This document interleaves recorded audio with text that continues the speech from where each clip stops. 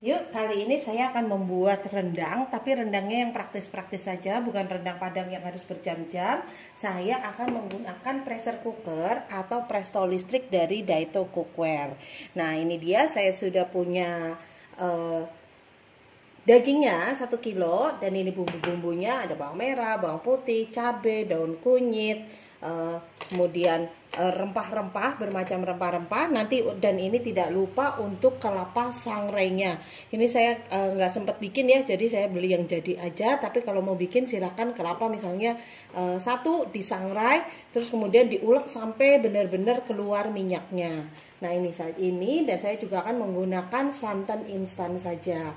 Nah, untuk bumbu lengkapnya silahkan cek langsung di deskripsinya ya. Nah, sekarang saya akan menghaluskan semua bumbu-bumbunya. Nah, ini dia bumbunya sudah saya haluskan menggunakan blender. Nggak perlu saya liatin menghaluskannya ya. Dan sekarang yuk kita tumis bumbunya itu langsung di dalam prestonya. Kita buka.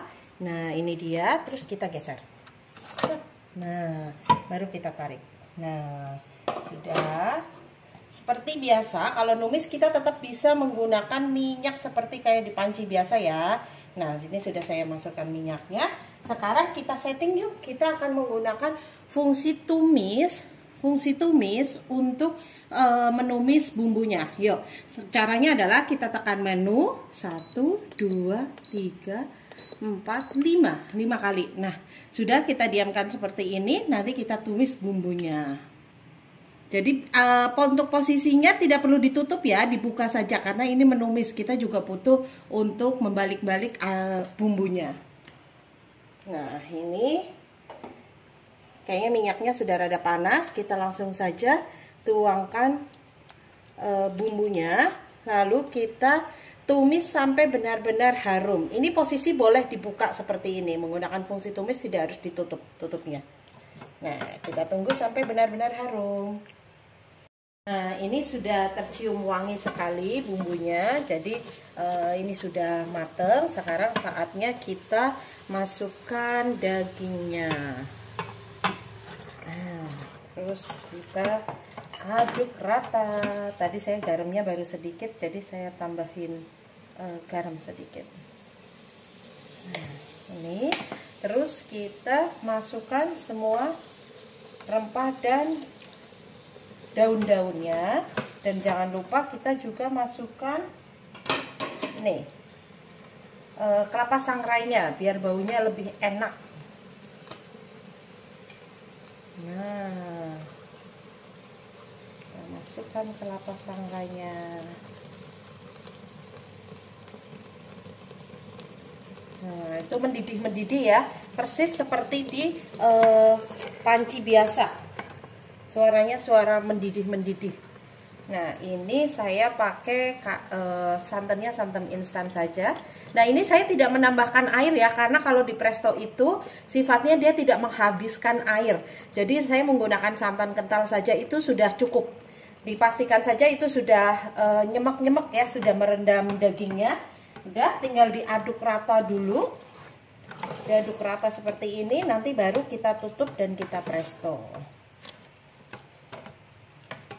Nah, ini sudah saya aduk rata. Sekarang yuk saatnya kita mepresto dagingnya. Yuk kita perhatikan cara menutupnya. Ini harus diluruskan di sini seperti ini, baru digeser ke arah tutup. Nah, semudah itu saja. Pastikan tutup uapnya ini tertutup. Dan sekarang yuk kita setting untuk masak daging rendangnya. Ini tadi menggunakan fungsi tumis 25 menit, ini masih tetap berjalan terus. Nggak apa-apa, ini kita cancel atau tekan tombol off. Nah, setelah itu sekarang kita akan menggunakan menu daging. Yuk kita tekan fungsi daging 1. Menggunakan menunya dipencet terus sampai ke arah daging. Nah, ini sudah ke arah daging. Ini sudah tertera 30 menit, nanti dia akan muter sendiri. Nah, ini artinya sudah proses memasak. Kita tunggu hingga ada muncul di layar LED-nya ini muncul tanda BB, itu artinya dia sudah matang. Nah, ini di layar monitornya, di layar LED-nya sudah menunjukkan tanda BB. Itu artinya proses memasak rendangnya yang tadi 30 menit sudah selesai. Yuk, sekarang saatnya membuka rendangnya. Tapi jangan lupa untuk selalu membuang uapnya. Ini caranya. Dipencet seperti ini boleh, tapi ini harus ditungguin begini. Nah, ini harus dipencet terus. Atau kalau saya lebih senang seperti ini. Nah, tinggal dibuka saja. Nah, itu lebih cepat seperti itu. Nah, kita tunggu sampai uapnya benar-benar habis, baru bisa kita buka tutupnya. Nah, ini bunyi dari uapnya sudah habis, sudah nggak ada lagi. Ini sudah tidak ada uap keluar lagi. Sekarang kita tutup dan sekarang saatnya kita buka. Caranya ini ada tanda buka, berarti kita geser ke arah sini. Nah, tadi kalau uapnya belum habis, itu dia tidak akan pernah bisa dibuka. Dia akan muncul otomatis. Nah, ini digeser ke arah buka. Seperti ini. Ininya jadi posisinya jadi lurus seperti pas tadi nutup. Sekarang kita buka. Wow, jadi ini saya tadi tidak menambahkan air sama sekali. Hanya santan instan yang besar saja. Ini masih ada airnya. Nah, ini untuk menghilangkannya nanti kita menggunakan fungsi tumis. Tapi sebelum itu coba kita cek dulu apakah dagingnya sudah empuk atau belum.